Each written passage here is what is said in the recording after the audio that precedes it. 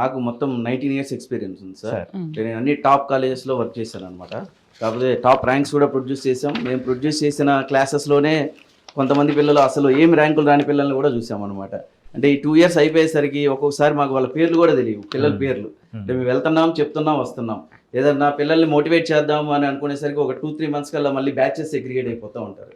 అంటే మళ్ళీ మనం అసలు ఏం చెప్తున్నాం, ఎంతమందికి రీచ్ అవుతుంది, ఇట్లాంటివన్నీ కూడా మాకు చాలా పించింగ్ అనిపించాయి అనమాట. అంటే మేము ఎన్ని ర్యాంక్స్ ప్రొడ్యూస్ చేసినా కానీ వీఆర్ నాట్ సాటిస్ఫైడ్.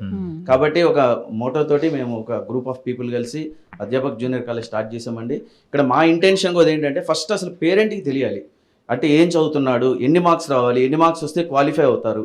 పేరెంట్స్ వచ్చి మా దగ్గర అడ్మిషన్కి వచ్చినప్పుడు చెప్తూ ఉంటారు, సార్ మా పెద్ద బాబుకి ఐఐటి రాలేదండి, కనీసం ఎంసెట్ కూడా రాలేదు, కనీసం ఈ బాబుకి మీరు ఎంసెట్ అన్నది ఇప్పించండి అంటారు. అంటే పేరెంట్కి అసలు తెలియాల్సింది ఏంటంటే ఐఐటి అడ్వాన్స్ వచ్చిన వాళ్ళకి మెయిన్స్ వస్తుంది, మెయిన్స్ వచ్చిన వాళ్ళకి ఎంసెట్ కూడా వస్తుంది అనమాట. అంటే ఇక్కడ వాళ్ళు కాన్సెప్చువల్గా నేర్చుకుంటే అన్నీ కొట్టగలుగుతారు. ఆ కాన్సెప్చువల్ లెర్నింగ్ అనేది మిస్ అవుతుంది. ఇది తెలియాలంటే పిల్లలకి ఒక అవేర్నెస్ ఉండాలి, మరి ముఖ్యంగా పేరెంట్స్ కూడా ఉండాలి. అండ్ పిల్లల్ని మనం ప్రతి వారం ఒకసారి పిలిచి మోటివేట్ చేసుకొని వాళ్ళతో పర్సనల్గా మాట్లాడితే వాళ్ళ స్ట్రెంగ్త్ ఏంటి, వాళ్ళ వీక్నెస్ ఏంటి అనేది మనం ఐడెంటిఫై చేసి వాళ్ళకి పర్సనలైజ్డ్ గైడెన్స్ ఇవ్వగలుగుతాం. అంటే ఇప్పుడు పేరెంట్స్ కూడా చెప్తా ఉంటారు, మా బాబు ఫోన్ తీసుకుంటున్నాడు అంటే ఎక్కువ వినట్లేదు, చేయట్లేదు అంటారు. కానీ మనం ఓల్డ్ జనరేషన్తో కంపేర్ చేసి ఇప్పుడు generation kids they are correct అని చెప్తాను నేను. పిల్లలకి అదే చెప్తా, పేరెంట్స్కి అదే చెప్తా.